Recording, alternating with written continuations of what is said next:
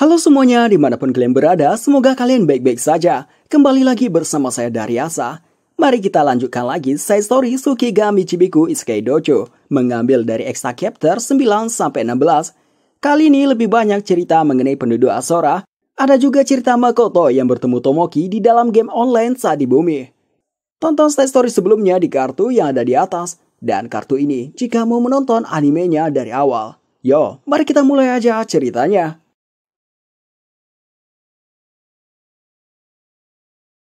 Side story yang ke-9 bercerita mengenai seorang dwarf yang menuliskan kesehariannya di Asora setelah dia berimigrasi ke Asora.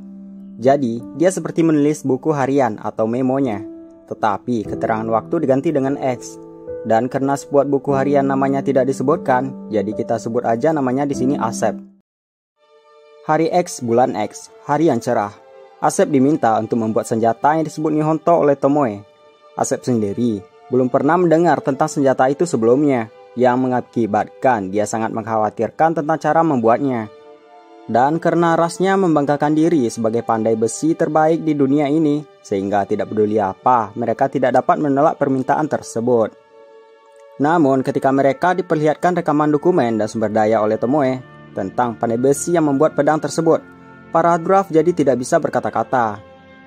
Senjata itu diklasifikasikan sebagai tidak memiliki sedikit pun sihir, yang membuat sebelumnya juga tidak menggunakan sihir saat membuat senjata. Dan itu adalah pertama kalinya para dwarf menyaksikan proses seperti itu untuk membuat pedang. Mereka yang di dalam rekaman tidak mengandalkan sihir atau roh api untuk mengendalikan tungku. Mereka bekerja dalam proses yang sangat alami, menggunakan mata mereka untuk mengukur situasi dan tungku saat membuat senjata. Jadi itu membuat para dwarf merasa mereka memiliki keterampilan yang luar biasa. Asep sendiri merasa seolah-olah orang yang membuat pedang itu memiliki keterampilan yang menyamai atau bahkan melampaui rasnya. Mereka mengerjakan satu bilah selama berhari-hari dan terus-menerus memukulnya. Semua dwarf yang menonton rekaman itu hanya bisa mengatakan itu indah. Tomoe mengatakan logam yang mereka gunakan tidak mengandung sihir, yang berarti itu adalah baja murni atau turunan dari baja. Rekaman itu juga menunjukkan material lain yang ditambahkan ke senjata, dan itu terlihat seperti material biasa. Dan karena itu, sang pembuat memo mengatakan permintaan Tomoe ini sulit. Hari X, bulan X, cerah seperti sedikit hujan. Para dwarf terus mendiskusikan dan menguraikan sumber daya yang Tomoe berikan untuk mereka. Untungnya, mereka tidak mendapatkan permintaan yang sulit dari Makoto dan Mio, seperti permintaan Tomoe membuat Nihonto yang ternyata disebut katana. Tapi mereka memiliki masalah mengenai armor yang seharusnya mereka berikan kepada Makoto. Itu karena kurangnya pengetahuan mereka tentang Makoto. Mereka tidak tahu bahwa Makoto tidak suka memakai baju besi untuk prajurit. Juga ada masalah mengenai kekuatan sihir Makoto, sehingga mereka harus beralih ke produksi massal untuk terus-menerus mengganti armor Makoto. Makoto lebih menyukai mantel yang dibuat Rigui. Makoto memilih baju itu seperti baju yang mirip di negaranya. Tetapi ketika Makoto pertama kali memakainya dan melepaskan sedikit kekuatan sihir, mantel tersebut berubah menjadi compang-camping. Ketika Asep bertanya tentang Nihonto pada Makoto, Makoto mengatakan bahwa nama itu merupakan kombinasi nama yang dibuat Tomoe dari negara asal Makoto. Nama sebenarnya adalah katana. Asep juga belajar dari Makoto tentang katana, bahwa logam yang digunakan untuk bilah harus memiliki kekerasan yang berbeda. Itu adalah proses melipat penutup bilahnya berkali-kali. Itu adalah cara yang sangat lama untuk membuat pedang. Tetapi itu dipakai oleh negara Makoto untuk memastikan hanya pekerja terampil yang akan menempa pedang itu. Selain mempelajari tutupnya, mereka juga mengetahui bahwa bilahnya tipis dan bermata satu, yang berarti bilahnya menekankan kecepatan dan ketajaman.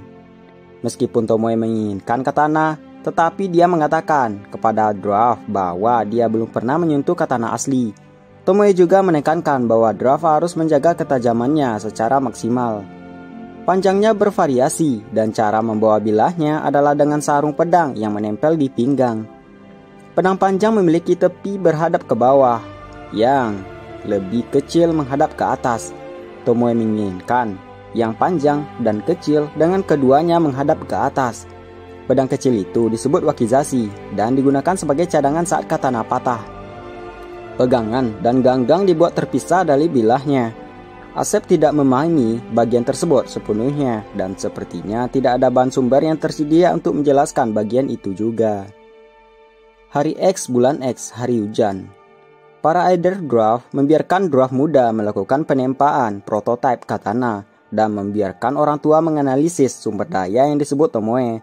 Tomoe sendiri mulai tidak sabar karena para dwarf belum membuat kemajuan dalam pembuatan pedangnya. Meskipun dwarf memiliki bahan yang diperlukan untuk membuat katana, tetapi mereka tidak memahami teknik yang digunakan untuk membuatnya atau cara melunakkan bahan dengan benar. Mereka telah mencoba menggunakan besi dalam pembuatan prototipe, tetapi selalu berakhir dengan hasil yang aneh. Namun mereka tidak menyerah. Asep juga mengerti mengapa tetua membagi kelompok sedemikian rupa. Kaum muda akan lebih tertarik untuk meneliti dan bereksperimen agar mengetahui teknik dan teknologi. Beradaptasi dengan teknik baru adalah sesuatu yang dilakukan oleh orang muda yang lebih baik daripada orang tua. Dan hal tersebut adalah aturan praktis bagi para dwarf. Yang lebih tua menggunakan pengetahuan mereka untuk menganalisis materi sumber daya yang memungkinkan mereka untuk memiliki pemahaman yang lebih baik tentang prosedur. Ini akan menjadi upaya gabungan dari kedua generasi. Dari berbagai bentuk dan rupa, mereka melihat pedang itu adalah senjata yang sangat berharga di negara Makoto. Lalu para dwarf bertanya, apakah katana itu ada gunanya di medan perang? Asep ingin tahu apakah itu hanya pedang harta karun yang tidak memiliki kegunaan praktis. Jadi Asep berencana mencoba bertanya tentang ini ke Tomoe keesokan harinya. Hari X bulan X, hari ini mendung. Ketika Asep bertanya ke Tomoe menunjukkan kepada mereka rekaman cuplikan katana yang digunakan di negara Makoto. Dan hal itu di luar imajinasi mereka. Mereka diperlihatkan dua hal.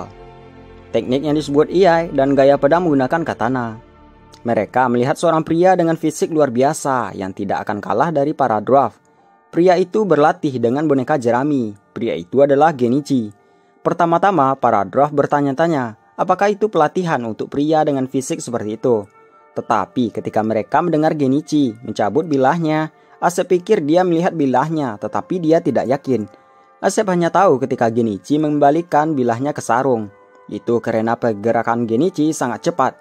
Dia memotong boneka jerami menjadi dua dan Asep tidak bisa melihat kapan pria itu melakukannya.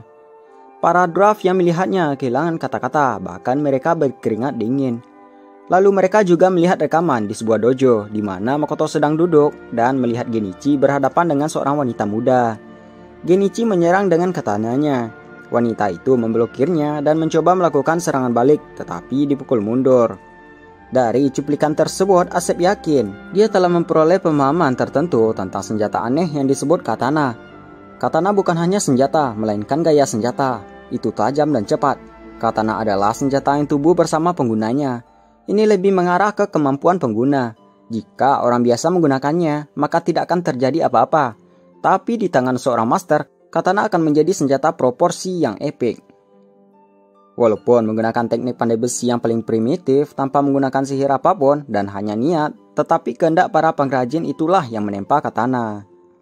Pegangan dan bilahnya harus ditempa dengan maksud menjadi satu. Mereka tidak hanya melekat pada senjata untuk dipegang oleh pengguna. Itulah sebabnya mereka menghiasi ganggangnya. Mereka berharap dapat menunjukkan kepribadian pedang dan pengrajinnya. Hari X bulan X, hari yang cerah. Katana tidak mengandung kekuatan sihir atau kekuatan roh apapun, hanya jiwa para pengrajin. Reproduksi bilah yang dilakukan para dwarf tidak berjalan dengan baik. Mereka telah membuat cetakan yang berbentuk katana, tetapi itu tidak membuat Tomoe senang. Jadi mereka merasa terhina. Dan produksi katana tidak bergerak sama sekali dan para tetua telah menyerah satu demi satu. Apalagi baru-baru ini terjadi kecelakaan yang mengakibatkan kematian seseorang di Asora. Kecelakaan itu diakibatkan oleh kecerobohan manajemen para dwarf. Sebagai pengrajin, mereka tahu bahwa barang-barang yang mereka hasilkan berbahaya dan mereka harus memperhatikan bahaya tersebut. Tidak peduli seberapa besar Makoto memaafkan mereka, kesalahan mereka lah yang mengakibatkan kematian Tomoe Nobuntai. Jadi Asep bersumpah dalam hati bahwa dia akan selamanya mencegah hal itu terjadi lagi. Hari X bulan X, hari cerah dan suhu yang baik. Para dwarf akhirnya memiliki terobosan. Makoto mengunjungi tetua dan para dwarf untuk salam. karena dia akan meninggalkan kota Shige dan pergi ke Rosegard. Namun setelah Tetua dan Makoto mendiskusikan sesuatu, ekspresi Tetua jadi berubah cerah. Lalu Tetua mengumpulkan semua orang untuk mengantar Makoto pergi. Lalu dia kemudian membuat pernyataan. Dia mengatakan, tidak mungkin bagi kita untuk memproduksi pedang itu sekarang. Untuk itu, mengandalkan kekuatan magis, kekuatan roh, atau bahkan logam yang merupakan teknik yang telah mereka asah selama lebih dari 1000 tahun, sehingga menciptakan katana tanpa hal tersebut adalah hal yang mustahil tanpa latihan dan pengetahuan bertahun-tahun. Pengrajin di negara Makoto memiliki keterampilan yang sama dengan para dwarf, yang berbeda hanya mereka telah berlatih dan mengasah tekniknya. Jadi sang tetua menyatakan bahwa kita juga harus perlahan berlatih dan tidak terburu-buru. Dan juga dia mengatakan kita harus membuat katana dengan teknik dan bahan kita, karena kita tidak bisa meniru pandai besi dari negara Wakasama. Itulah mengapa mereka harus menggunakan teknik dan bahan terbaik mereka untuk membuat katana. Mendengar hal tersebut, tubuh Asep mendapat kekuatan dari itu. Prototipe yang akan mereka buat besok tidak diragukan lagi akan menjadi mahakarya, bahkan jika mereka tidak bisa memasukkan jiwa mereka ke dalam seperti para pengrajin negara Makoto. Mereka punya cara sendiri untuk memasukkan jiwa mereka ke dalamnya. Tajam, cepat, indah, dan kuat. Itu adalah kombinasi yang akan para dwarf gunakan untuk membuat bilahnya. Mereka beranggap jika ras pandai besi seperti mereka bekerja sama, maka tidak akan ada seorang pun di dunia ini yang dapat bersaing dengan mereka.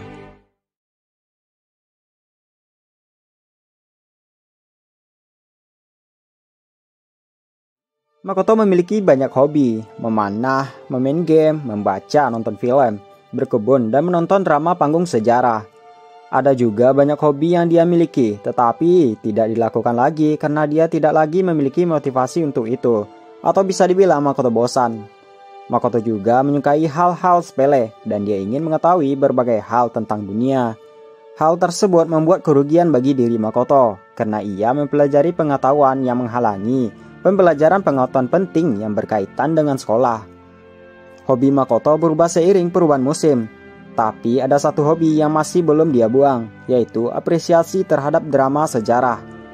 Memanah baginya telah melampaui hobi pada saat ini, dan sekarang telah memasuki Hall of Fame dalam pikirannya. Makoto belajar terlalu banyak pengetahuan sepele dan terlalu banyak pengetahuan tentang era Edo, hingga sampai pada titik di mana Makoto pernah mengajar guru sejarah Jepang. Meskipun ketika pelajaran pindah ke era selain Edo, pengetahuan Makoto yang luas menjadi sama sekali tidak berguna, dan dia hampir mendapat nilai gagal dalam ujian. Makoto memulai hobi baru di awal musim panas tahun pertamanya di SMA. Dia mulai bermain game MMO dengan teman-temannya. Makoto memulai karena dia diundang oleh seorang teman dan Makoto memainkannya di komputer rumahnya. Pemainnya normal, tetapi berbicara dengan teman secara real time dan bermain dengan mereka adalah hal baru bagi Makoto, jadi dia bersenang-senang dengan game itu. Pembicaraan Makoto dengan teman-temannya di game dilakukan di Skype. Meskipun Makoto tidak mengerti mengapa mereka mengundangnya dan Makoto tidak terlibat dalam game seperti teman-temannya, tetapi Makoto masih menikmati mengobrol dengan teman-temannya dan berburu item. Suatu hari, setelah Makoto selesai makan malam dan berkumpul di titik pertemuan dalam game, mereka pindah ke tempat berburu mereka dan memulai mengumpulkan bahan. Job yang Makoto mainkan dalam game adalah seorang pejuang. Itu adalah kelas terbaik dalam game pemain pro. Level karakternya juga sangat tinggi, namun level tinggi tersebut karena Makoto digendong sama teman-temannya, dan bukan karena keahliannya sendiri. Ya bisa dibilang Makoto tuh beban tim lah. Keahlian Makoto sendiri dalam game buruk. Support dalam party adalah peran penting, dan karakter Makoto seharusnya menjadi penyerang. Tetapi karena Makoto tidak bisa main game, jadi temannya membuat Makoto berada di tengah. Dan hal tersebut sangat menyedihkan untuk karakter yang Makoto pakai. Kedua teman Makoto yang bermain dengannya tidak peduli, karena mereka sudah mencapai level maksimal, jadi mereka hanya membantu melatih dan membantu karakter lain mendapatkan item. Teman lain yang mereka bantu adalah seorang dari klub panah yang sama dengan Makoto, dan dia juga memulai gamenya di waktu yang sama dengan Makoto. Namanya adalah Ibuki Masamune. Ketika Makoto pertama kali memulai game, dia mengajak teman-teman klubnya untuk bermain game bersamanya. Karena Ibuki satu-satunya yang memiliki komputer, jadi dialah satu-satunya yang bisa bermain game dengan Makoto. Namun Ibuki berbeda dari Makoto. Dia adalah seorang pria yang banyak selera yang berbeda. Dia memiliki gaya hidup sibuk yang penuh dengan kencan selama akhir pekan. Dia memiliki kepribadian yang hebat, tetapi status kehidupan nyatanya membuat dua teman Makoto lainnya mengatakan sesuatu kepada Makoto ketika Ibuki tidak bermain bersama mereka. Salah satu teman game Makoto mengatakan, orang-orang yang mempunyai kehidupan bisa mati dan meledak. Meskipun Ibuki tidak bermain game sebanyak Makoto, tetapi ia masih memiliki skill yang lebih hebat dari Makoto. Teman Makoto yang lain tidak tahu apakah itu karena Ibuki bisa menebak bagaimana AI akan beroperasi atau dia memiliki naluri game yang baik. Setiap kali Ibuki bermain di barisan depan, dia akan dengan lancar menghindar dan menyerang musuh. Meskipun Makoto memiliki level yang lebih tinggi dari Ibuki, skill Ibuki berada pada level yang jauh lebih tinggi. Lalu sekarang Ibuki yang sebagai karakter DPS dengan mudah melenyapkan musuh, yang membuat healer dalam party Makoto yang bernama Gogo no Neko kagum. Selain itu, seorang kesatria di partinya yang bernama Yoru no Neko mengatakan Ibuki terlalu abnormal. Bahkan dia tidak ingin menghadapi Ibuki dalam PvP.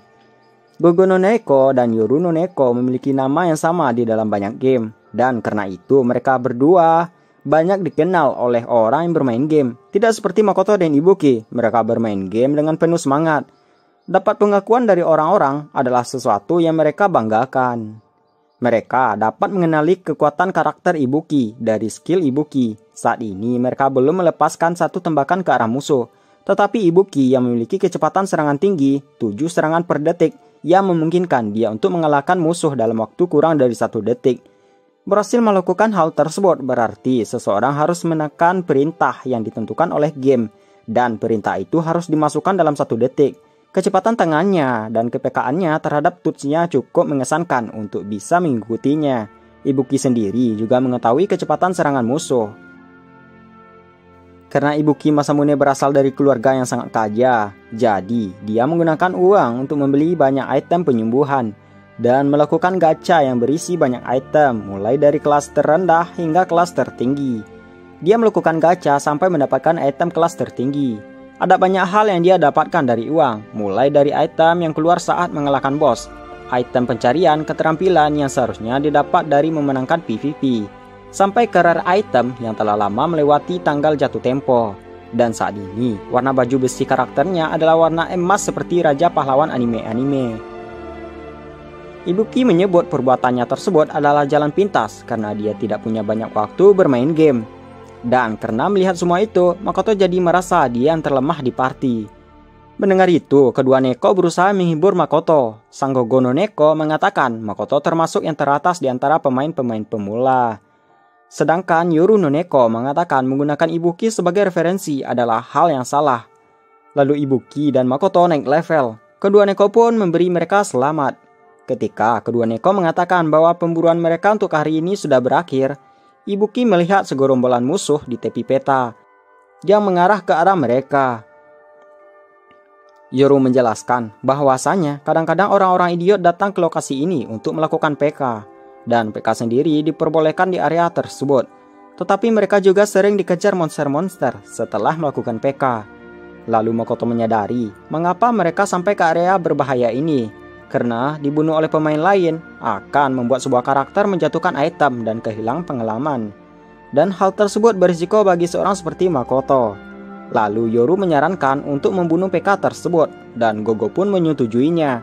Bersamaan dengan kata-katanya, Gogo membuat penghalang yang hanya bisa dimasuki oleh anggota party.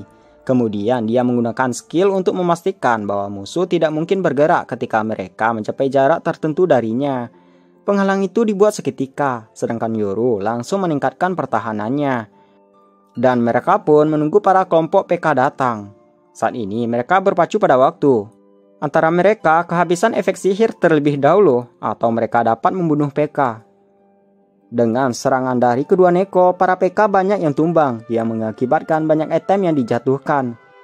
Lalu seorang PK yang menjadi mayat memprotes, "Kenapa kalian melakukan PK terhadap dirinya?" Makoto dan Ibuki hanya terdiam mendengar kata-kata PK yang tidak masuk akal bagi mereka. Ini merupakan pertama kalinya mereka bertemu dengan PK, jadi mereka tidak tahu bagaimana harus bereaksi. Tetapi Sang Yoru menanggapi bahwa kami adalah PKK, singkatan dari Player Killer Killer. Sesuai namanya, mereka membunuh player killer. Dan Gogo berkata, "Ya, tunggu saja, aku akan menghidupkanmu kembali dan membunuhmu lagi untuk membuatmu menjatuhkan lebih banyak item." Dengan skillnya, Gogo dapat menghidupkan kembali player yang mati dan kemudian membunuhnya lagi. Dan player yang baru hidup tersebut memiliki 1 XP, dan player dengan 1 XP akan dengan mudah kena instant kill. Kedua Neko tampak terbiasa dengan situasi tersebut. Lalu sang PK memohon kepada mereka, karena jika kedua Neko melakukan hal itu, maka dia akan kena despana. Despana adalah hilangnya pengalaman dan uang ketika player mati. Tetapi kedua Neko tidak memperdulikannya, hingga sampai ke titik di mana seluruh armor dari ujung kepala hingga ujung kaki para PK jatuh. Itu adalah item kelas S hingga A. Makoto dapat melihat item yang dia inginkan. Dia telah menghemat uang dalam gamenya dan akan segera dia beli. Lalu Gogo kembali ke tempat Makoto dan Ibuki. Makoto merasa aneh kenapa si PK tidak berteleportasi. Dia tahu Gogo telah memasang mantra untuk menghentikan si PK bergerak, tetapi itu seharusnya tidak memblokir teleportasi. Karena itu Makoto bertanya, mengapa PK tidak berteleportasi? Lalu Gogo menjawab bahwa itu adalah skill Seal F dari Yoru. Skill tersebut merupakan skill kesatria yang berfungsi untuk menyegel teleportasi. Kemudian Ibuki juga heran dan bertanya, kenapa si PK belum logout? Dengan perkataan Yoru, ternyata area peta sekarang adalah peta PvP, pembatas logout. Tetapi sebenarnya ada tombol ALT F4 untuk keluar dari game. Jadi Yoru beranggap mungkin mereka tidak mau logout karena ingin mengambil item yang mereka jatuhkan kembali. Melihat item para PK yang bagus, kedua kucing yakin jika mereka mendapatkannya dari uang setelah merampas milik orang. Karena Makoto merasa bersalah jika menggunakan item yang dicuri seseorang dari orang lain, jadi Makoto bertanya, apakah kita harus menjualnya? Lalu Yoru mengatakan untuk membiarkan saja item tersebut. Dia akan mengungkapkan nama PK di obrolan terbuka nanti. Nah, item yang jatuh dari monster atau seorang player akan menghilang setelah jangka waktu tertentu. Gogo memperjelas perkataan Yoru. Kenapa mereka membiarkan itemnya menghilang saja? Agar si PK melihat item bagus yang sudah dia kumpulkan menghilang di depan matanya.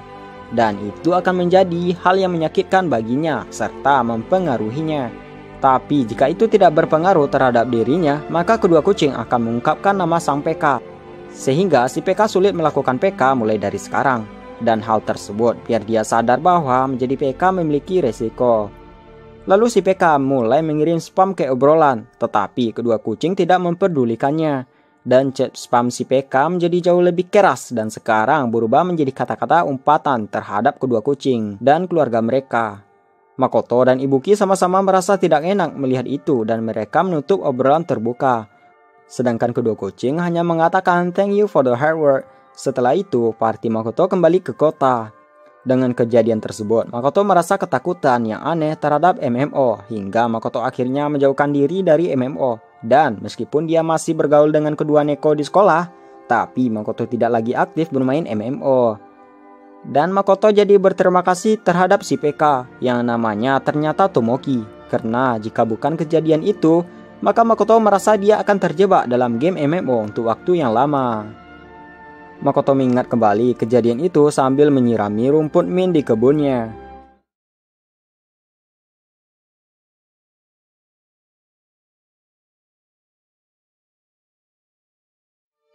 Di wilayah utara alam dewa Eropa, ada 3 dewi yang mengatur nasib. Masing-masing dari 3 dewi bersaudara atau non bertanggung jawab atas satu bagian nasib. Dewi Urd bertanggung jawab atas masa lalu, Dewi Verdandi bertanggung jawab atas masa sekarang, dan Skuld bertanggung jawab atas masa depan.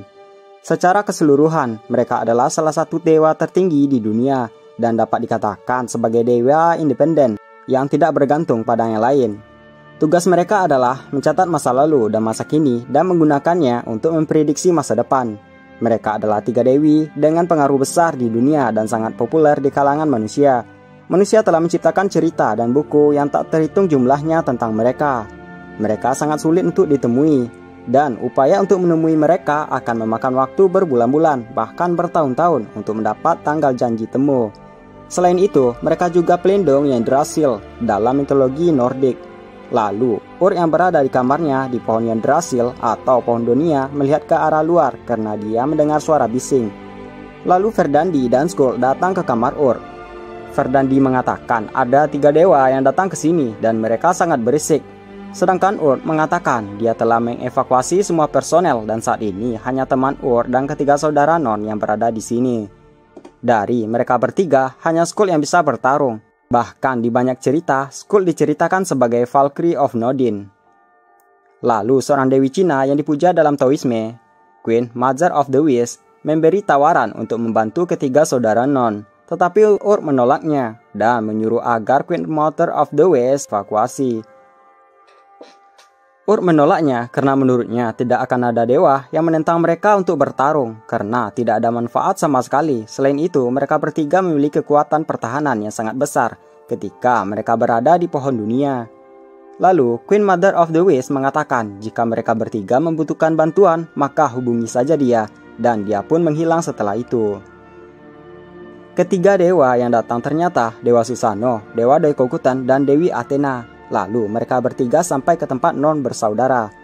Lalu Susanoo berkata, "Oh, aku minta maaf karena menerobos masuk seperti ini, Non Sister. Aku agak terburu-buru. Kirimkan saja keluhan kepada aku nanti, oke?" Diikuti Dewa Daikokutan.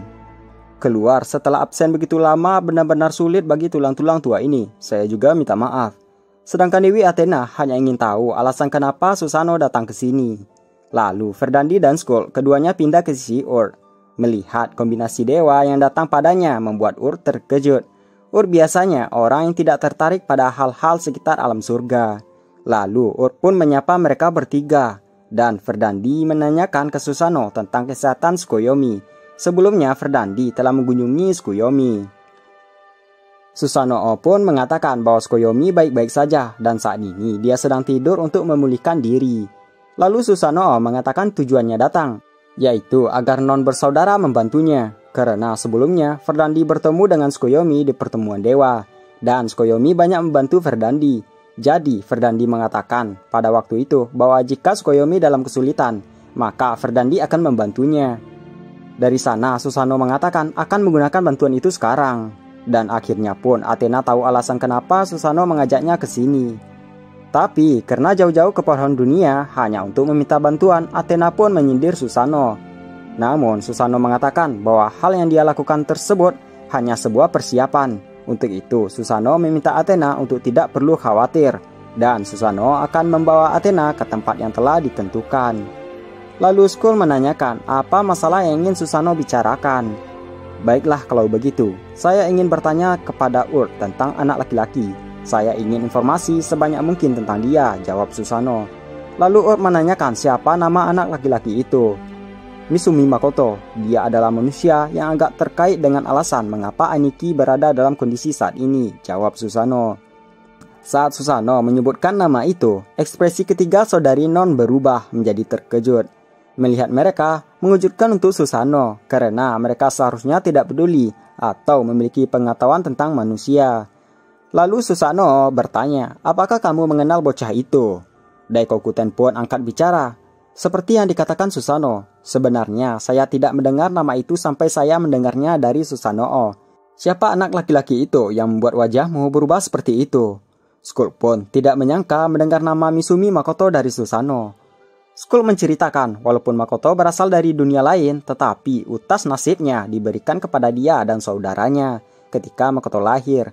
Dan Makoto mampu meraih bakat aslinya secara paksa. Lalu Verdandi teringat bahwa Skull pernah mengatakan bahwa Makoto itu penipu. Lantas dia mencoba agar Skull membuka suara mengenai itu. Karena disebut penipu, jadi Susano beranggap bahwa Makoto menentang batas takdir fisik. Tapi Verdandi mengatakan hal yang Makoto lakukan berbeda dari cheat yang sebenarnya. Lalu diceritakanlah oleh Skull kenapa Makoto disebut penipu. Dari ceritanya, ternyata Makoto seharusnya mati setelah adik perempuannya lahir. Tetapi takdir itu dihindari ketika Makoto bertemu dengan seorang tabib yang telah membantunya. Seorang tabib? Sangat jarang bertemu orang seperti itu, terutama di dunia manusia. Ini terlalu kebetulan, ungkap Athena. Skull pun beranggap kata-kata Athena tepat dan berpikir bahwa seseorang telah membimbing nasibnya. Tapi setelah Skull lihat lagi, itu benar-benar hanya kebetulan dan tidak ada tipu daya oleh siapapun. Makoto telah lolos dari nasib kematian dan murni kebetulan. Dengan demikian, utas nasib Makoto mulai berputar sekali lagi. Dan ketika Skull mengikuti Makoto ke masa depan, ternyata dia telah beralih ke dunia sebelumnya. Dan inilah alasan Skull tertarik pada Makoto. Di sini saya rasa yang dimaksud Skull dunia sebelumnya itu bumi ya. Kalau demikian, sudah dipastikan Makoto kembali ke bumi di masa depan. Tapi ini masih anggapan saya saja. Tetapi dari kata-kata mereka, Daikokuten malah berpikir Makoto hanya murni keberuntungan, bukan sebuah cheat. Karena menurut Daikokuten, menyebutkan cheat pada kekuatan yang menentang hukum dunia agak terlalu berlebihan. Itulah sebabnya dia mengganti dengan keberuntungan. Tetapi Skull mengatakan bagian cheatnya berasal dari bakat yang Makoto miliki secara paksa. Skull menjelaskan, setiap orang di dunia ini dilahirkan dengan setidaknya satu atau lebih bakat. Tidak terkecuali dengan Makoto. Makoto dilahirkan dengan satu bakat, tetapi itu adalah bakat yang menakutkan. Dia seharusnya tidak bisa membangkitkan bakat itu karena kematiannya yang diubah. Lalu Susanoo berpikir, bakat Makoto itu kemampuan untuk selalu mengenai target. Susanoo mendengar tentang kemampuan Makoto dari Tsukuyomi, kemampuan untuk berkonsentrasi dan mengenai apapun yang dia inginkan. Menurut Tsukuyomi, kemampuan tersebut pada akhirnya akan melampaui batas fisik dunia itu. Itu adalah kemampuan luar biasa yang cukup berguna di dunia yang keras seperti ini, di mana kekuatan manusia sulit diwujudkan. Tetapi Verdandi mengatakan bukan bakat seperti itu, dan bakat terpendamnya itu alasan Verdandi menyebutnya cheat. Setelah Makoto menyadari bakatnya, tetapi Makoto sengaja atau tidak menyadari menghindari bakatnya tersebut. Lalu Athena bertanya-tanya, mengapa Makoto menyangkal bakatnya, sementara dia sudah mengetahui bakatnya? Seperti yang disebutkan Verdandi, Makoto itu mempunyai bakat tunggal yang menakutkan yang dimiliki sejak lahir. Ketika Makoto menyadari bakat itu, dia malah menghindar dari itu. Yang jelas-jelas itu sebuah keberuntungan buatnya. Setelah Makoto menemukan panahan, dan dia menjadi menyukainya. Walaupun itu bukan bakatnya, tetapi Makoto dengan keras kepala berlatih panah, yang sama seperti menemukan jalan buntu. Dan Makoto memukul dinding jalan buntu tersebut. Setelah mengetahui hal itu, Athena jadi tertarik kepada Makoto. Lalu, Daikokuten berpikir, alasan kenapa Makoto dikatakan curang karena dia melanggar aturan dunia dan mendapatkan bakat lain melalui cara yang curang. Terus Daikokuten menanyakan bagaimana Misumi Makoto mendapatkan bakat yang dia inginkan. Ur mengatakan dengan cara terus memukul dinding tebal bakat selama-lamanya tanpa henti. Susanoo, Daikokuten, dan Athena pun terdiam mendengar jawaban Ur. Ur melanjutkan perkataannya, sebenarnya tindakan Makoto tersebut adalah tindakan yang sama sekali tidak ada gunanya dan tidak akan pernah memberikan hasil apapun. Tetapi Makoto tidak menyerah. Itulah alasan dia bisa terus memanah dengan senang hati. Dan karena dia tidak berpikir untuk menyerah dan berusaha keras dengan tubuhnya yang lemah, akhirnya benang nasibnya berputar dan menciptakan bakat untuknya. Dan tembok besar penghalang bakat itu pun jadi runtuh. Susanoo, Daikokuten, Athena dibuat terdiam mendengar kata-kata yang diucapkan oleh Ur. Di sisi lain, mereka merasa tidak percaya Nor akan berbohong dalam situasi ini. Dengan kata lain, Makoto adalah seseorang yang akan sangat mempengaruhi dunia. Mereka bertanya-tanya, mengapa ketiga saudara Non tidak memberitahu dewa-dewa lain tentang Makoto. Biasanya jika orang seperti itu ada, mereka akan diawasi dengan ketat oleh para dewa. Lalu Verdandi berkata, aku mengerti keheningan dan pikiran kalian, mengapa kami tidak membagikan informasi ini. Terlepas dari masa depan atau potensinya untuk mempengaruhi dunia dan membalikan kematiannya, dia adalah orang normal. Dia bahkan tidak akan menjadi dewasa sebelum dia pindah kembali ke dunianya. Jadi, kami tidak merasa perlu memasukkannya ke dalam daftar manusia yang perlu diamati. Selanjutnya, Ur bertanya, jadi bolehkah saya bertanya, apa alasan Anda membutuhkan informasi tentang Misumi Makoto? Saya yakin dia seharusnya sudah pindah ke dunia lain. Oh ya, benar, kita akan berbicara dengan Dewi di sana. Saya dan Aniki saya ingin tahu lebih banyak tentang anak itu. Mungkin takdir utasnya yang berputar telah terurai berkali-kali. Meskipun sangat sulit untuk terus meninju dinding yang seharusnya tidak pecah dan menghancurkannya untuk menangkap bakat di baliknya. Dari sudut pandang orang yang mengatur nasib, itu adalah sesuatu yang dekat dengan curang. Anda bahkan mungkin mengatakan ini pelanggaran, tetapi sekarang saya benar-benar tertarik pada anak itu. Saya tidak membenci anak yang keras kepala, yang mengejar sesuatu dengan sekuat tenaga. Dan setelah itu pun Susanoo tertawa terbahak-bahak. "Oh, lalu apakah kalian semua akan pergi ke dunia itu?" "Bahkan Athena akan pergi ke dunia itu?" tanya Verdandi. Athena pun menjawab bahwa dewi di sana dia melakukan pekerjaan yang tidak enak dipandang sebagai dewa. Jadi dia akan menyelesaikan bisnisnya di sana. Setelah itu Susanoo bertanya apa bakat asli Makoto karena dia belum mendengarnya dari tadi. Lalu Urk menyerahkan selembar kertas berwarna emas kepada Susanoo sambil tersenyum. Kemudian Susanoo, Daikokutan dan Athena menatap kertas itu. Namun tak ada satupun dari mereka yang terkejut. Bakat itu berada dalam jangkauan harapan mereka. Mereka semua memejamkan mata sejenak untuk merenungkan sesuatu. Setelah itu mereka membuka mata mereka dengan kelopak mata mereka yang sedikit bergetar. Athena pun mengerti kenapa Makoto mengalihkan pandangannya dari bakatnya tersebut. Daikokutan juga menyetujui pendapat Athena. Lalu Urk bertanya, apakah Susanoo mengerti bakat asli yang dimiliki Makoto? "Ya, saya minta maaf atas kedatangan yang gaduh. Seperti yang saya katakan sebelumnya, ajukan keluhan saja kepada saya," jawab Susanoo. "Tidak, aku mendengar nama yang sangat nostalgia. Saya akan menganggapnya sebagai kunjungan kausual. Tolong beri dia salam saya," balas Skull. Dan setelah itu pun Susanoo, Daikokutan, dan Athena pergi dari pohon dunia. Setelahnya, Verdandi berkata ke saudaranya, "Sungguh malang nasib dewi itu untuk membawa seseorang yang bahkan dapat mempengaruhi dunia asal ke dalam dunianya sendiri." Sedangkan Skull bertanya-tanya, mengapa masalah yang dibuat dewi membutuhkan salah satu dewi perang tertinggi dan dua dewa kehancuran teratas. Jadi Skull berpikir mungkin Dewi Bug akan kena hukuman pada akhirnya.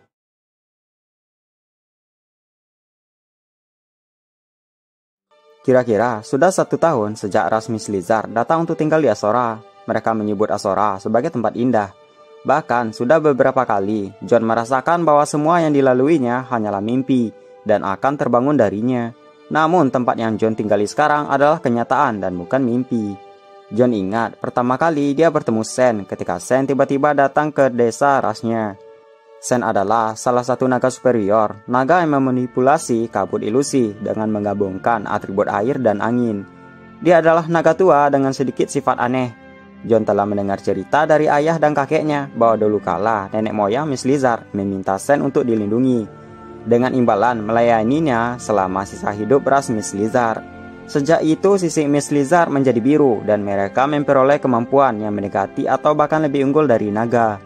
Meskipun mereka hanya dari kelompok Lizardmen, tetapi di lingkungan terpencil yang keras ini mereka dapat hidup dengan layak. Naga superior Sen telah lama tertidur. Johnny percaya Sen telah tertidur cukup lama karena ayah dan kakeknya tidak memiliki kesempatan untuk melihat Sen secara langsung sendiri.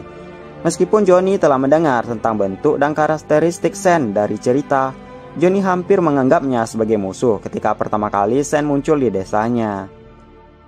Waktu itu tiba-tiba terdengar suara di langit desa mereka yang berkata, "Sudah lama saudaraku, maaf atas pengumuman yang tiba-tiba, tetapi kami sedang bergerak." Hanya mendengar kata-kata dan suara itu, Johnny tahu itu adalah suara Sen, tuannya. Meskipun ini adalah pertama kalinya Johnny mendengar suara Sen, jadi dia tidak ragu-ragu untuk menjawabnya. "Aku mengerti, kita akan bersiap," ungkap Johnny. Lalu sosok Sen di langit memudar. John sedikit panik ketika Sen tiba-tiba menghilang. John tahu dia tidak sedang melamun karena semua orang di desanya melihat ke langit karena mereka mendengar suara juga. Dalam sekejap terdengar suara Sen yang mengatakan terima kasih atas tanggapan langsung Johnny. Dan Sen menanyakan apakah John kepala desa saat ini. Hal itu membuat John terkejut karena suara Sen tiba-tiba terdengar dari belakangnya. Ketika John berbalik, dia melihat seorang gadis dengan rambut biru dalam bentuk manusia yang sedang tertawa. Lalu John berkata, "Tuan, apakah itu Anda?" "Ya, saya Sen, tuanmu. Karena keadaan tertentu, saya telah memutuskan untuk melakukan perjalanan. Saya dalam bentuk ini karena telah menandatangani kontrak dengan seorang anak manusia. Dan terima kasih atas tanggapan cepat Anda." Johnny pun berterima kasih atas kata-kata baik Sen. Karena saat ini rasnya berjumlah 100, jadi Johnny meminta waktu sebentar bersiap untuk pindah. Tapi Tomoe mengatakan tidak perlu bergegas. Tomoe menyuruh John untuk kumpulkan saja seluruh orang dan temui dia di luar besok sekitar jam sekarang. Setelah John menerima perintah tersebut, Sen berkata sambil tertawa, "Generasimu sangat beruntung. Perjalanan yang aku jalani akan sangat mengasihkan." dan setelah itu Sen menghilang. Walaupun percakapan mereka singkat, namun kata-kata terakhir Sen bergema di dalam diri John bahkan sampai hari ini. Setelah itu, seperti yang diperintahkan, para Miss Lizard mempersiapkan diri dan menunggu kedatangan Sen keesokan harinya. Setelah Sen datang, dia membuka gerbang kabut dan menutupi mereka semua. Seketika lingkungan mereka berubah dari gurun tandus menjadi daratan hijau dengan rumput dan pohon sejauh mata memandang. Bahkan rumah yang mereka tinggali sebelumnya juga ikut teleportasi bersama mereka, yang membuat mereka terkejut. Melihat tempat yang mereka lihat sekarang, mereka bertanya-tanya, berkat macam apa ini? Ketika mereka tiba di Azora, ras Highland Orc sudah tinggal di sana. Walaupun mereka bukan kerabat Sen, tetapi mereka sangat menghormati Sen. John mendengar bahwa kekuatan sihir yang mereka miliki jauh lebih tinggi dan keterampilan sihir yang hebat. Mereka lebih fleksibel daripada Miss Lizard. Ada juga ras Elder Dwarf. Mereka adalah pengrajin yang sangat baik yang menciptakan baju besi dan senjata yang luar biasa. Mereka mampu membuat senjata yang memberikan kemampuan kepada penggunanya. Mereka adalah suku yang sangat dikagumi bahkan oleh ras Miss Lizard. Namun John merasa beruntung mereka akan tinggal bersama rasnya. Ras Miss Lizard sebenarnya siap untuk bertarung dengan kontraktor Sen jika kontrak dibuat secara tidak adil. Tetapi kemungkinan itu terjadi sangat kecil mengingat sikap dan perilaku Sen padanya. Dan seperti yang mereka duga, Makoto itu berbeda. Tapi Sen yang namanya sekarang Tomoe menegaskan bahwa Makoto itu manusia. Dalam pandangan Miss Lizard, Makoto memiliki wajah yang sangat santai. Dan jumlah kekuatan sihir yang dia keluarkan adalah sesuatu yang belum pernah John lihat sebelumnya. Kekuatan sihir itu menetes dari seluruh tubuhnya. Ketika John pertama kali melihat Makoto, semua pikiran untuk melawannya telah menghilang. Juga mereka dapat melihat bahwa Tomoe tidak ditempatkan di bawah kontrak secara tidak adil. Karena Tomoe dapat tertawa dan berbicara santai dengan Makoto atas kemauannya sendiri. John pikir saat dia menyadari Makoto bukan manusia adalah karena orang lain bersamanya. Dia adalah wanita berambut hitam yang memiliki kekuatan untuk menyaingi Tomoe. John mengerti bahwa dia dan rasnya tidak akan bisa mengalahkan Mio. Terlepas dari itu, menempatkan dua orang yang memiliki kekuatan yang luar biasa di bawah kontrak adalah sesuatu yang tidak pernah bisa dilakukan manusia. Selain itu, Tomoe memberitahu Miss Lizard bahwa Makoto bukanlah manusia, melainkan manusia. Dan itu membuat John bingung. Juga, John tidak tahu apa itu manusia. Tetapi jika semua manusia seperti Makoto, maka John merasa takut dengan ras itu. Tetapi mereka diberitahu setelah memikirkan itu bahwa Makoto itu spesial dan tidak semua manusia seperti dia. Di Azora, Miss Lizard bekerja sama dengan Highland Orc, Elder Dwarf, dan Aoke untuk membangun kota. Ketika Miss Lizard menginginkan pelatihan pertempuran harian dan mengajukan proposal mereka untuk itu, namun tanpa diduga-duga perintah mereka disetujui dengan sangat cepat. Awalnya, John pikir kualitas pelatihan mereka di Azora akan menurun karena lingkungan yang damai, tetapi itu adalah kekhawatiran yang tidak perlu. Dan jika mereka ingin pergi keluar ke gurun, maka mereka akan segera diizinkan melakukannya. Terkadang Tomoe dan Mio akan berpartisipasi dalam pelatihan juga. Mereka dapat mencoba berbagai jenis gaya bertarung. Ketika Makoto berpartisipasi dalam pelatihan, itu menjadi lebih dari permainan menghindari serangannya daripada pertempuran. Hal-hal yang dilakukan Makoto selalu memiliki akurasi yang tidak normal dengan kekuatan yang luar biasa. Tomoe mengatakan bahwa kekuatan sihir operasional Makoto sebenarnya sangat rendah. Makoto tidak memiliki mantra atau katalis yang tepat untuk menggunakan kekuatan sihirnya yang besar. Tapi karena kekuatan sihirnya yang begitu besar, Johnny merasa Makoto adalah perusak desa berjalan. Bahkan serangan tangan kosongnya pun sangat kuat. Setiap hari di Azora adalah hari yang damai. Namun karena suatu kejadian untuk pertama kalinya penduduk Azora mati dikarenakan ulah manusia. Bahkan Tomoe no Buntai ikut lenyap. Kejadian tersebut membuat Makoto menyalahkan dirinya sendiri. John selalu merasa bahwa Makoto terlalu seperti anak kecil. Dia memiliki begitu banyak kekuatan tetapi tidak menyadari atau lebih tepatnya tidak menginginkannya. John percaya itu adalah kepolosan dan kelembutan Makoto yang membuatnya unik. Tetapi juga fakta bahwa sifat-sifat itu membuatnya sedikit ceroboh. Namun orang yang seharusnya paling bertanggung jawab dalam kasus tersebut adalah ras Miss Lizard. Mereka seharusnya selalu waspada seperti di gurun. Tapi karena tinggal di tempat yang damai, mereka jadi terlalu santai. Dan karena hal tersebut, John mengumpulkan semua orang rasnya dan memarahi mereka seluruhnya, termasuk dia sendiri. Sebelumnya, Makoto memerintahkan John untuk menjaga kota dan berpatroli di Azora.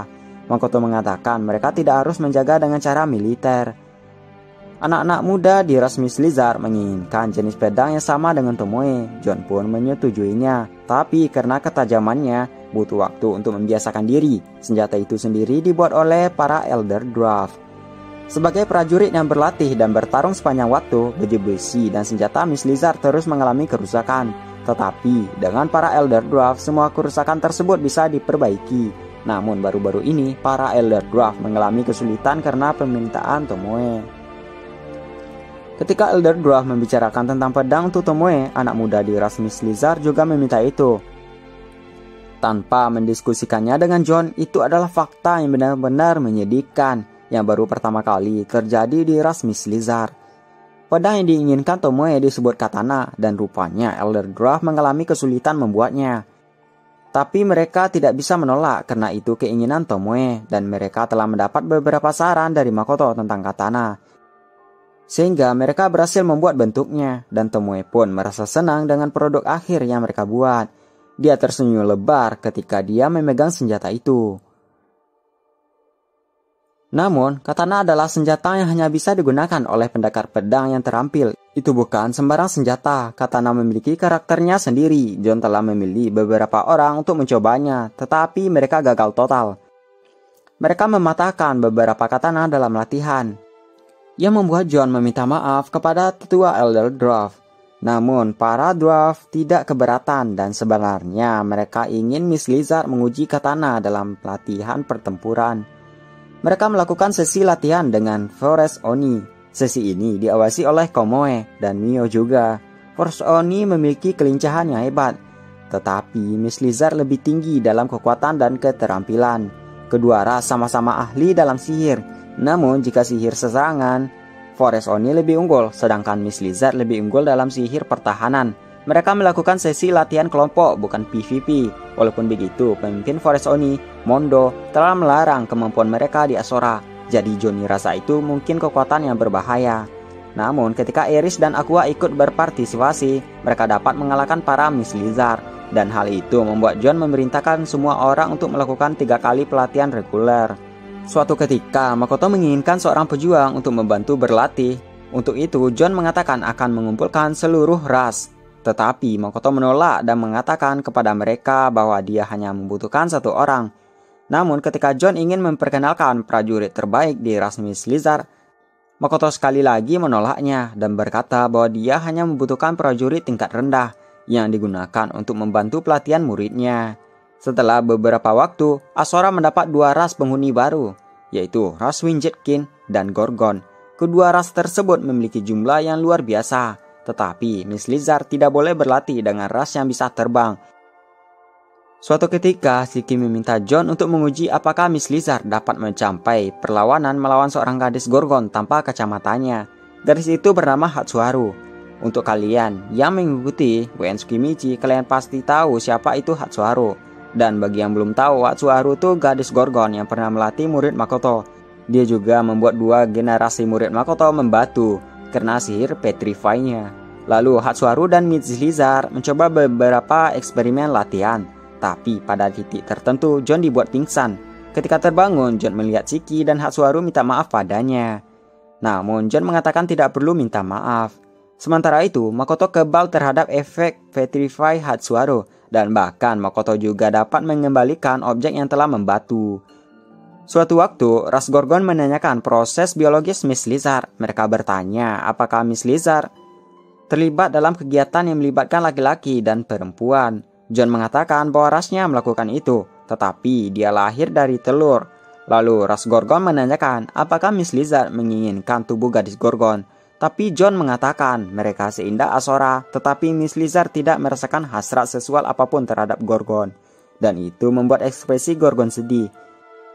Dan karena telah melalui begitu banyak hal dalam 1 tahun belakang di Azora, jadi John berkeinginan untuk menuliskan ceritanya dalam sebuah buku.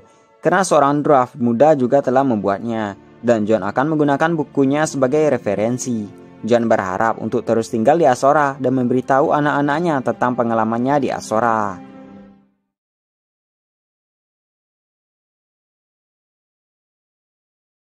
Dimulai dari Bor yang melihat Eris di pasar. Bor seakan tidak percaya dengan apa yang dia lihat. Alasannya sederhana, karena pasar adalah buatan manusia dan hanya untuk manusia. Namun yang terjadi adalah para manusia memanggil Eris seolah-olah dia adalah sesama manusia. Dan Eris pun menanggapi mereka sambil mengangkat tangannya. Hal itu membuat Bor terkejut dengan mulut yang terbuka. Lalu Bor melihat sebuah lengan ban perusahaan di lengan Eris. Mengetahui seorang demi-human yang masuk keluar pasar seperti biasa, apalagi dia bekerja di sebuah perusahaan, itu membuat Bor terheran. Lalu Bor mengikuti Eris dari belakang. Bor menggunakan kekuatannya untuk menghapus kehadirannya. Karena menghapus kehadiran sendiri adalah spesialisnya, dia berniat bertanya ke Eris bagaimana Eris bisa memasuki pasar dengan mudah apabila Eris sampai di rumahnya. Bor melihat Eris berjalan dengan santainya di kerumunan manusia. Eris tampak bertukar pembicaraan santai dengan manusia. Apalagi Bor tidak merasakan diskriminasi sama sekali dalam kata-kata manusia ke Eris. Dan sekali lagi Bor bertanya-tanya apa yang terjadi. Setelah berjalan sebentar, Bor melihat Eris memasuki sebuah gedung yang sepertinya toko. Jadi Bor yakin Eris bekerja untuk toko tersebut. Bor bergerak perlahan ke depan toko. Di bagian atas pintu masuk ada papan kayu di sana yang bertuliskan Kuzunoha. Toko itu tidak hanya menjual botol tetapi barang apa saja, dan itu membuat Bor bergumam. Itu membuat semakin sulit untuk memahami apa yang ingin dilakukan toko ini. Dan tiba-tiba gumamannya dibalas seseorang. Hal yang sama berlaku untukmu. Dan itu membuat Bor kaget. Ketika dia berbalik ke belakang, ternyata itu adalah gadis yang dia ikuti, dan dia bersama seorang wanita tinggi ramping yang juga berkulit coklat. Ini adalah pertama kalinya punggung Bor terbuka untuk diserang. Dia merasakan hal buruk dan kegelisahannya menjalari seluruh tubuhnya. Lalu Eris berkata, "Kami bahkan belum pernah bertemu sekali, dan saya sudah dibuntuti. Itu sudah melewati tahap yang penuh gairah dan memasuki tahap yang menyeramkan." Aqua pun mengatakan, "Itu karena kamu berkeliaran di pasar." Tapi Eris malah menjawab perkataan Aqua dengan ledekan. Namun Aqua memperingati Eris. Dengan satu kesalahan, Eris mungkin akan kembali ke camp itu. Di sini tidak dijelaskan camp apa, namun kalau berspekulasi, mungkin itu camp pelatihan yang menguras tenaga Eris, dan itu membuat Eris takut. Setelah itu, Eris kembali berkata ke Bor, "Woi Kimi, menolak tidak ada gunanya, jadi patuhlah. Jika Anda tetap patuh, kami mungkin tidak akan melakukan hal buruk." Sambil merasa tidak nyaman, Bor dibawa ke dalam perusahaan Kuzunoha. Di dalam, Eris dan Aqua membawa Bor ke tempat Makoto. Melihat pertama kali seorang ras kucing besar demi-human membuat Makoto terkejut. Karena pecinta kucing, Makoto memperhatikan Bor. Bor terlihat seperti manusia dengan rambut tipis di seluruh tubuhnya. Tetapi telinganya tidak di samping. Mereka berada di atas seperti kucing. Mata serta hidungnya lebih dekat dengan telinga seekor kucing. Lalu Makoto memperkenalkan dirinya sebagai Raido, pemilik perusahaan Kuzunoha. Dilanjutkan dengan Bor yang juga memperkenalkan dirinya sebagai Por, yang tinggal di daerah kumuh kota akademi ini. Lalu Makoto menanyakan kenapa Bor membututi Eris. Namun sebelum menjawab, Bor mengatakan bahwa dia ingin bertanya sesuatu. Makoto pun mengizinkannya. "Bagaimana seorang demi-human sepertimu menjadi seorang pedagang di Rosgar? Kamu adalah keajaiban demi-human," ungkap Bor. Kata-kata Bor tersebut membuat Eris dan Aqua tertawa terbahak-bahak. Namun di sisi Makoto dia menunjukkan wajah pahit dan bingung bagaimana menanggapinya. Lalu Makoto berkata, "Bahkan jika aku terlihat seperti ini, aku adalah seorang manusia." Hal tersebut membuat Bor bingung dan memastikan sekali lagi perkataan Makoto. Lalu Makoto memperjelas bahwa dia manusia. "Human, Anda turut berduka cita," ungkap Bor. Makoto pun berterima kasih atas simpati Bor. Lalu Makoto menanyakan kembali alasan Bor membututi Eris. Bor mengatakan dia berasal dari perkampungan kumuh. Namun perkataan yang Bor ungkapkan bukanlah sebuah jawaban yang jelas. Dan hal itu membuat Eris mengarahkan tatapan tajam ke Bor, dan itu membuat seluruh tubuh Bor menggigil. "Bor-san, tentang daerah kumuh, jika saya ingat dengan benar, saya mendengar bahwa tidak ada daerah kumuh di sini," ungkap Makoto. "Ada perkampungan kumuh, jumlah demi-human di Rosgar kecil. dan kebanyakan dari mereka diperlakukan sebagai budak atau sesuatu yang mendekati itu. Beberapa orang yang tidak termasuk dalam kategori itu tidak memiliki pekerjaan yang layak dan hidup bergantung pada orang lain. Mereka tidak bisa menyewa rumah yang layak, jadi mereka tidak punya pilihan lain selain tinggal di tempat yang pada dasarnya ditinggalkan. Ini adalah penggunaan ilegal, tetapi tempat itu sendiri memiliki nilai penggunaan yang kecil. Jadi itu ditoleransi. Itu adalah daerah kumuh, jelas Bor. Di tengah pembicaraan, Eris berkata, "Biasa ya, pertama-tama, demi human yang menyanjung para human membuat para human menjadi lebih sombong. Belajarlah sedikit dari iblis." Hal itu membuat Makoto menyuruh Eris untuk diam dan meminta Bor melanjutkan perkataannya. "Jadi ya, entah bagaimana kita berhasil hidup, tapi kali ini ada masalah besar. Apakah Anda tahu tentang penyakit kutukan?" Kata-kata Bor membuat alis Makoto terangkat karena penyakit kutukan adalah salah satu pemicu Makoto menjadi seorang pedagang. Lalu Bor menceritakan bahwa penyakit yang satu itu membutuhkan obat mujarab yang dibuat dengan benar untuk menyembuhkannya, dan salah satu rekannya terkena penyakit kutukan. Lalu Makoto menanyakan kutukan level berapa. Bor menjelaskan bahwa itu kutukan level 3, tipe menular, nama kutukannya Neldrang. Kutukan tersebut menginfeksi terutama Debi Human. Kutukan itu membuat perasaan mabuk dan penurunan kekuatan fisik. Jika dibiarkan bisa menyebabkan kematian. Lalu Eris berkata, "Waka, kami berpikir untuk menebus diri kami di sini karena membiarkan seorang membuntuti kami." Kata-kata Eris tersebut membuat Aqua menatapnya. Tapi Makoto mengatakan bahwa kutukan tersebut menginfeksi Demi Human. Namun Eris tidak peduli dengan itu dan meminta Makoto untuk membiarkannya untuk menangani masalah ini. Aqua pun juga meminta Makoto mengizinkannya. Aku mengerti. Lalu, jangan lupa untuk melaporkan dengan benar uang yang telah kamu gunakan. Juga, pastikan untuk tidak mempengaruhi persiapan perusahaan. Saya akan memberitahu Arkes tentang ini nanti. Jadi, cepat selesaikan ini, oke?" Lalu Bor bertanya, kenapa Makoto mau membantunya. Makoto menjelaskan bahwa dia benci penyakit kutukan dan juga yang dilakukannya bisa membuat Bor berhutang padanya. Dan karena izin telah diberikan, Eris pun mengajak Bor untuk pergi menyelesaikan masalah ini. Aqua juga membantu dalam hal tersebut. Lalu Makoto mengatakan untuk melakukannya dengan baik. Tapi jika Eris mengacau, Makoto memperingatnya dengan melaporkannya ke Tomoe. Bagi para Forest Oni, nama Tomoe seolah membuat mereka mengingat sesuatu yang tertanam jauh di lubuk hati mereka. Lalu mereka pun pergi. Singkat cerita, mereka telah kembali dalam menyelesaikan masalah penyebab kutukan. Namun sayangnya, Aqua dan Eris ikut terkena kutukan, tapi tidak dengan Bor. Kutukan tersebut membuat Eris dan Aqua merasa ingin muntah dan berjalan sempoyongan. Lalu mereka membeli resep obat dan menggunakannya ke diri mereka sendiri. Setelah itu, mereka terbaring di tempat tidur.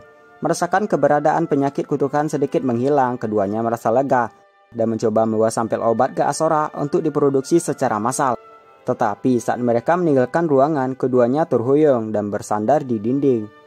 Lalu mereka berdua pergi ke kediaman Arke untuk memberikan sampel obat. Setelah membuka pintu, Minato melihat mereka berdua dan berkata, "Senang datang ke sini, subjek tes. Aku sudah tidak punya energi untuk membantah. Perawatan, tolong, ini sampel obatnya," balas Aqua. Aqua menceritakan bahwa dia dan Eris telah mengkonfirmasi bahwa formasi ajaib dari penyakit kutukan menghilang. Lalu Minato pergi ke ruangannya untuk menyiapkan pembuatan obat. Dan setelah itu Minato dan Arke lainnya menyelesaikan obat demi obat dalam trial dan error yang memakan waktu hampir semalam. Dan karena memakan waktu yang lama tersebut, Aqua dan Eris merasakan sakit. Mereka berguling-guling dengan mata yang tampak seolah-olah mereka sudah mati. Lalu Minato memberikan obat yang dibuat ke Aqua dan Eris. Minato juga meminta untuk memberikannya ke Demi Human di daerah kumuh yang kena. Kemudian Aqua dan Eris meminum obat tersebut. Sebenarnya obat tersebut membutuhkan 1 hari untuk pulih. Meski begitu, mereka tidak bisa hanya menunggu sampai pemulihan. Bagaimanapun, mereka masih memiliki tugas untuk dilakukan. Dan setelah itu, Aqua dan Eris kembali ke Rosgard. Setelah sampai di daerah kumuh, mereka mendistribusikan obat tersebut dan menjelaskan tentang obatnya. Keesokan harinya, efek obatnya terlihat luar biasa. Bor membawa beberapa orang berpengaruh di daerah kumuh bersamanya ke perusahaan Kuzunoha untuk mengucapkan terima kasih, dan terbentuklah koneksi ke daerah kumuh. Karena kejadian ini, dibuatlah unit bagian dari perusahaan Kuzunoha untuk operasi siluman malam di Rosgard. Anggotanya adalah Lime, Aqua, Eris, dan Mondo yang terkadang datang ke Rosgard. Shiki adalah orang yang mengelola ini dan kadang-kadang penduduk daerah kumuh berfungsi sebagai mata-mata dan telinga perusahaan Kuzunoha. Pada waktunya daerah kumuh akan memiliki fasilitas yang layak dan akan diakui sebagai distrik resmi Rosgar.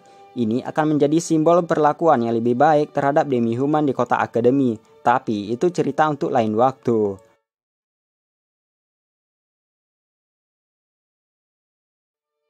Cerita terjadi sesaat setelah Makoto tiba di Shige. Di dunia ini, sebagian besar peralatan makan yang digunakan adalah kayu dan logam. Dan di bengkel para dwarf banyak baju besi dan instrumen logam dibuat. Saat ini, peralatan baru akan segera lahir di bagian bengkel. Sebuah kubah tanah yang memiliki cerobong asap atau bisa disebut sebuah tungku. Itu adalah sesuatu yang digunakan untuk membuat gerabah. Para dwarf mengetahui keberadaannya, tetapi mereka tidak benar-benar menggunakannya. Alasannya sederhana. Keramik dan porselen yang terbuat dari tanah dan batu sebagai bahan bakunya mudah diproduksi, tetapi juga mudah pecah. Di dunia Dewi, di mana logam lebih banyak dibandingkan dengan bumi, peralatan makan yang terbuat dari logam atau kayu adalah standarnya. Suatu ketika, Makoto menanyakan tentang tembikar dan keramik ke dwarf. Dwarf tahu tentang itu, dan pembuatannya juga mudah. Tetapi dibandingkan dengan logam, dwarf berpendapat tidak banyak hal bagus dari tembikar dibandingkan logam. Lalu dwarf menyarankan jika Makoto khawatir tentang rasa logam akan menempel pada makanan, Makoto cukup menggunakan peralatan kayu. Seperti yang diketahui, tembikar tidak banyak digunakan di dunia yang kaya dengan logam, kayu, dan sihir. Pertanyaan Makoto tentang tembikar ke dwarf itu dikarenakan Tomoe berkata, "Mari kita membuat mangkuk nasi." Jadi, Makoto berbicara dengan dwarf tentang tembikar dan dwarf tahu tentang keberadaannya. Makoto terkejut bahwa keramik yang begitu umum di dunianya tidak digunakan di sini, tetapi begitu dia memikirkannya, memang benar bahwa Makoto belum melihat banyak orang di sekitarnya yang menggunakan tembikar. Seperti yang disebutkan sebelumnya, itu dikarenakan tembikar mudah rusak, dan orang-orang di dunia ini lebih memilih alat yang tahan lama dan mudah digunakan. Setelah mengetahui kekurangannya, jadi Makoto mengatakan ke dwarf tidak perlu memaksakan diri untuk membuat keramik. Namun Tomoe menolaknya. Dia bersikukuh untuk membuat keramik dan menatap tajam para dwarf dengan tatapan intimidasi. Lalu Makoto teringat tentang gerabah. Pada kunjungan lapangan yang dia lakukan di bumi, Makoto menemani master busurnya dalam hobinya tentang hal-hal tanah. Lalu Makoto mengatakan ke Tomoe bahwa Tomoe sudah memaksa mereka dengan pembuatan katana. Selain itu, membuat keramik dengan tanah itu mungkin mudah, tetapi sebenarnya itu adalah bentuk seni yang luar biasa. Mendengar kata-kata Makoto tersebut, para dwarf langsung ingin membuatnya. Setelah beberapa hari di dalam Asora, di kediaman para dwarf, sebuah tungku telah dibuat. Salah satu dwarf membawa tanah liat yang dibuat untuk membentuk bentuk mangkuk. Dia adalah orang yang bertanggung jawab atas proyek ini di antara para pengrajin yang berpartisipasi. Seperti yang diharapkan dari seseorang yang memiliki pengalaman mendalam dengan api. Sepertinya dia bisa melihat banyak hal. Pertama-tama, dia menanyakan hal yang mengganggunya pada Makoto.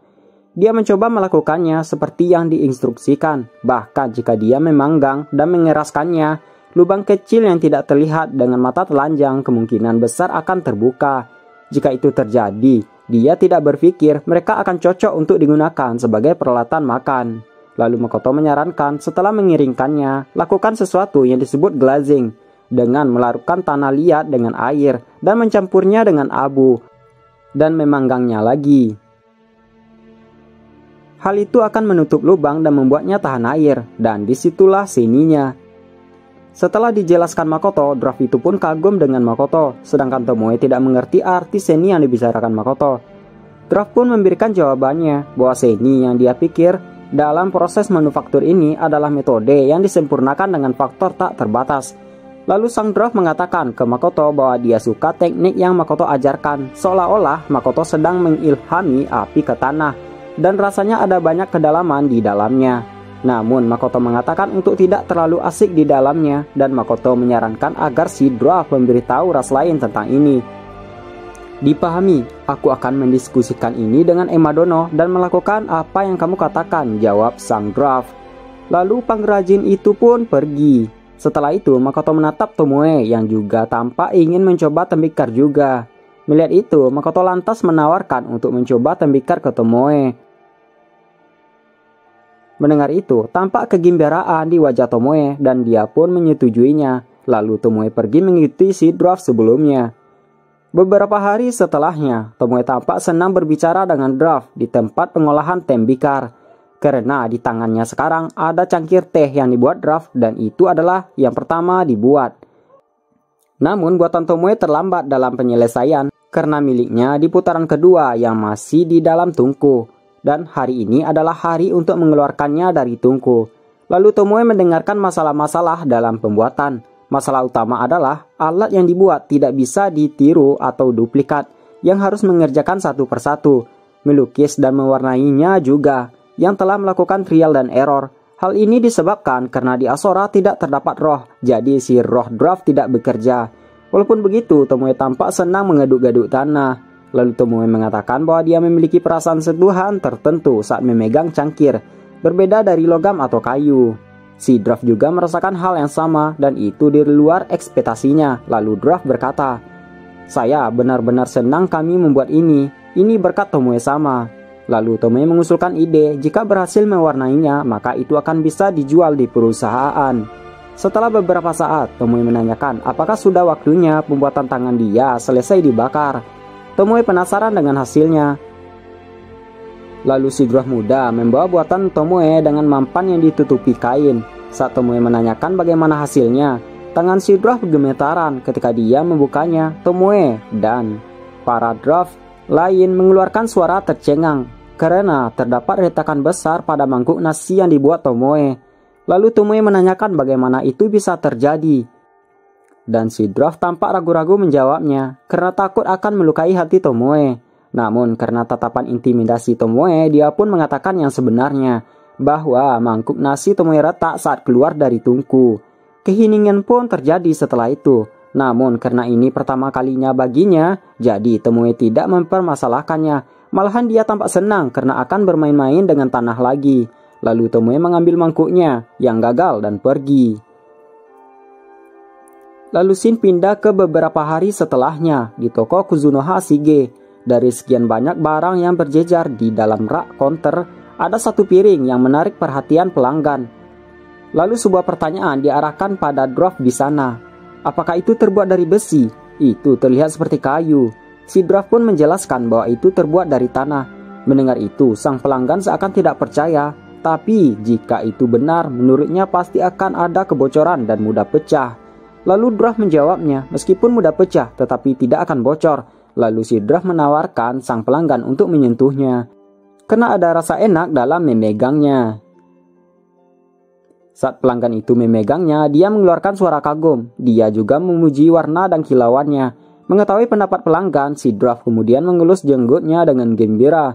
Lalu sang pelanggan melirik ke arah lain. Kemudian dia mengambil sebuah piring dan bertanya, "Hei, piring ini, bolehkah aku memilikinya?" Namun, Draft tersebut mengatakan bahwa piring itu bukan untuk dijual, melainkan untuk dekorasi. Lalu sang pelanggan bersikeras untuk membelinya, berapapun harganya. Dan karena dia diketahui seorang juru masak, sang Draft pun mengizinkan pelanggan tersebut untuk memilikinya. Tapi dengan syarat, si pelanggan harus membawakan makanan yang dia buat di piring tersebut untuk diberikan ke si Draft. Sang pelanggan langsung menyetujuinya. Dia mengucapkan terima kasih dan meninggalkan dompetnya sebagai jaminan. Jika masakannya memuaskan si Draft, maka dompet tersebut akan dikembalikan. Lalu pelanggan pria itu pergi berlari sambil memeluk piring di kedua tangannya. Dari sana, keberadaan keramik akan mulai menyebar pada hari tersebut. Makoto tidak berencana untuk merahasiakannya, dan para Draft dengan senang hati mengajarkan metode dasar kepada mereka yang ingin belajar. Pelanggan pria sebelumnya yang pada awalnya diberikan piring dari Draft, pada waktunya dia akan mengubah tempat tinggalnya di Shige dan membuka restoran sendiri. Keramik adalah pemicu besar popularitas tokonya. Rasa sentuhan yang luar biasa dari piring serta mangkok yang digunakan menciptakan efek berlipat ganda yang membuat berita menyebar. Tembikar yang dimulai dengan keinginan Tomoe, ciptaannya telah jatuh ke mata beberapa orang kaya hingga telah memperoleh nilai yang tidak berbeda dengan karya seni. Selain itu, Tomoe yang sebagai awal pembuatan tembikar, namanya dipakai untuk nama keramik.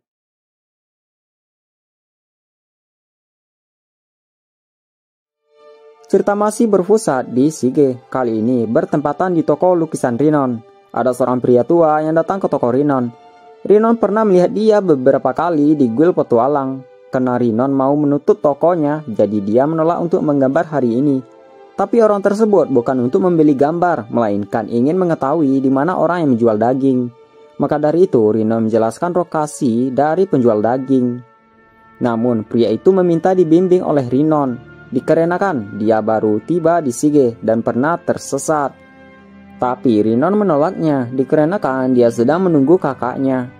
Pria itu terus memohon kepada Rinon yang pada akhirnya Rinon menjadi menurutinya. Dalam perjalanan menuju toko daging, Rinon menjelaskan mengenai kota Sige, lokasi toko daging yang berubah dan berbagai hal lainnya. Setelah beberapa saat, Rinon menemukan kejanggalan dikarenakan pria itu tahu dengan Toa. Saat Rinon lengah karena melihat toko dagingnya tidak ada, pria itu langsung menyekap mulut Rinon dibantu oleh dua rekannya yang lain. Rinon mencoba untuk berteriak meminta tolong, tetapi mulutnya langsung diplester dan dimasukkan ke dalam karung. Lalu mereka membawa lari Rinon ke dalam sebuah gang. Setelah beberapa saat berlari, mereka dihadang oleh seorang gadis kecil memegang pedang yang tidak sesuai dengan ukuran tubuhnya. Gadis itu ternyata adalah Komoe. Komoe menanyakan apa yang mereka lakukan ke Rinon. Karena komplotan pria tersebut merasa Komoe kenalan Rinon, jadi pria yang memegang kartu berisi Rinon memerintahkan dua rekannya untuk membunuh Komoe. Tanpa peduli Komoe seorang gadis kecil, satu pria langsung melancarkan serangan ke Komoe menggunakan sebuah pisau. Komoe yang merasakan niat membunuh dari pria tersebut dengan cepat mengayunkan pedangnya yang membuat satu pria terbelah secara vertikal. Lalu sosok Komoe menghilang dan seketika perut pimpinan komplotan yang menggendong karung Rinon tersusuk dengan sebuah tombak. Lalu Komoe menghilang lagi. Kemudian Komoe berkata, Rinon adalah seorang teman. Dia berjanji untuk makan malam denganku hari ini. Ketika pria yang tersisa menoleh ke arah suara itu berasal, seketika dia merasakan kelainan pada tubuhnya. Dia tidak bisa merasakan bagian bawah tubuhnya. Ketika dia melihat, dia bisa melihat bahwa pedang yang berbentuk aneh telah menembus perutnya. Namun, dia tidak bisa merasakan sakit. Bagian yang tertusuk sampai kakinya membeku. Pembekuan itu terus menjalar ke bagian dadanya hingga bahu yang akhirnya mencapai leher.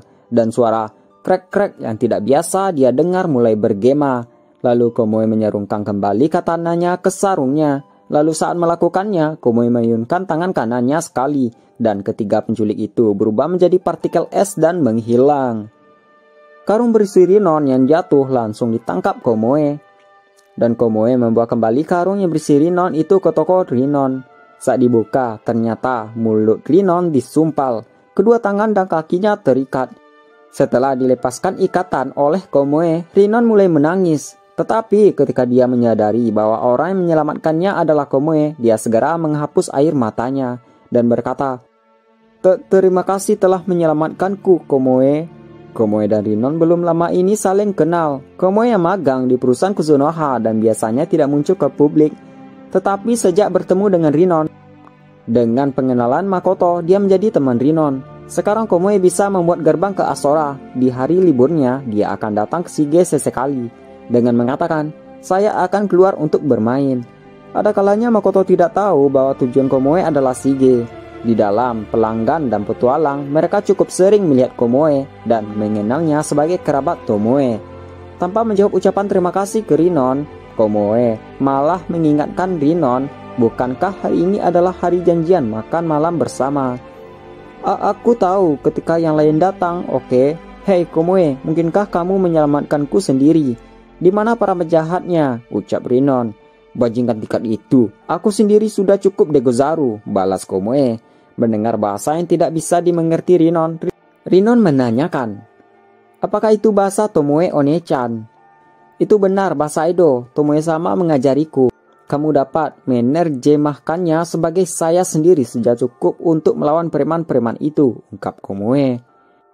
Komoe juga mengatakan bahwa dia juga diajari bahasa Golgo, seperti jangan berdiri di belakangku. Mendengar itu, Rinon merasa itu bukanlah kata-kata yang baik dan meminta Komoe mengabaikan ajaran seperti itu. Jadi Rinon berencana akan berbicara ke Makoto tentang kata-kata itu. Mengetahui Rinon yang memanggil Makoto dengan Oni-chan, lantas membuat Komoe bertanya, apakah sebaiknya dia memanggil Makoto dengan sebutan Wakasama atau Oni-chan?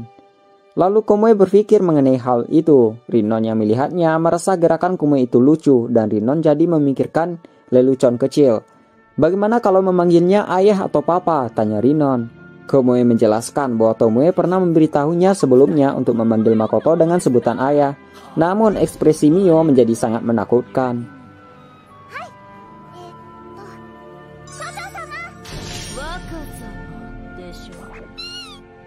Rinon pun mengerti akan hal itu. Setelah beberapa lama membicarakan hal lainnya, terdengar suara yang memanggil Rinon dari jauh dan itu adalah Toa. Komoe melihat Toa berencana akan memberi Toa akan masalah yang terjadi ke Rinon barusan. Rinon sebenarnya tidak mau membicarakannya karena dia takut membuat kakaknya tersebut khawatir. Namun Komoe mengatakan bahwa dia tidak bisa membiarkan Rinon dalam bahaya lagi. Rinon menanggapinya dengan mengatakan, Komoe, kuat dan dewasa, jadi bagus. Mungkin aku juga harus belajar bertarung. Mengapa? Rinon pandai menggambar. Saya suka itu. Saya pikir itu lebih mengesankan daripada bertarung, balas Komoe. Rinon bisa melakukan sesuatu seperti menggambar yang tidak bisa Komoe lakukan dan mendapatkan uang dari itu. Jadi Komoe tidak bisa mengerti mengapa Rinon iri padanya dan memiringkan kepalanya. Komoe adalah penduduk Asora dan kedudukannya juga istimewa. Namun dia tidak punya uang karena masih terlalu dini untuk uang sakunya. Jadi dia pada dasarnya diberikan apa yang dia inginkan. Itu sebabnya ada kalanya dia bermasalah ketika dia datang ke Shige untuk bermain. Di mata Komoe, Rinon yang memiliki uang di kantongnya itu luar biasa. Makoto sering berada di Asora akhir-akhir ini karena ini adalah libur musim panas. Jadi dia telah mengajar Komoe tentang kehidupan. Tetapi Shige tidak memiliki konsep pemikiran seperti itu. Menggunakan anak-anak sebagai pekerja adalah hal yang normal di Shige. Dan tidak aneh bagi anak-anak seperti Rinon untuk bekerja atas kemampuan mereka sendiri. Kecuali jika dia lahir di keluarga yang cukup mapan. Ini adalah hal yang biasa dan bisa dikatakan bahwa Komoe adalah kasus yang jarang terjadi. Tapi ya, dia melakukan pekerjaan khusus di Asora dengan caranya sendiri. Jadi, bukan berarti dia bermain-main sepanjang waktu. Lalu, Rinon pun tertawa dan berterima kasih atas pujian Komoe. Kemudian, Komoe memberikan saran, gimana jika Rinon ingin berlatih di camp?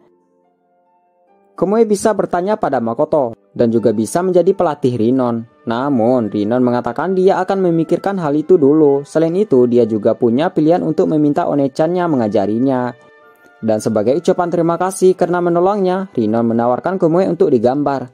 Tawaran itu membuat Komoe menjadi tersenyum dan meminta agar digambar bersama Makoto di sisinya. Namun, karena suatu hal, Rinon tidak mau menggambar orang bertopeng di sisi Komoe yang terlihat masih kecil. Lalu Komoe menyarankan untuk menggambar Makoto tanpa topeng. Namun ternyata Rinon belum pernah melihat wajah Makoto tanpa topeng. Jadi, dia tidak bisa menggambarnya. Jadi Rinon mengatakan bahwa dia akan menggambar permintaan Komoe itu di lain waktu setelah dia melihat wajah Makoto tanpa topeng. Karena hal tersebut, Komoe jadi mempunyai ide bagaimana menggambar Rinon dan dirinya saja. Rinon jadi bingung dengan permintaan kedua Komoe. Dia sebenarnya tidak banyak menggambar dirinya sendiri. Komoe pun mengandalkan Rinon akan hal itu dan senyum. Lalu Rinon dan Komoe menunggu Toa tiba saat mereka membersihkan tempat itu. Dan mereka menyambut dengan gembira larut malam musim panas yang akhirnya tiba.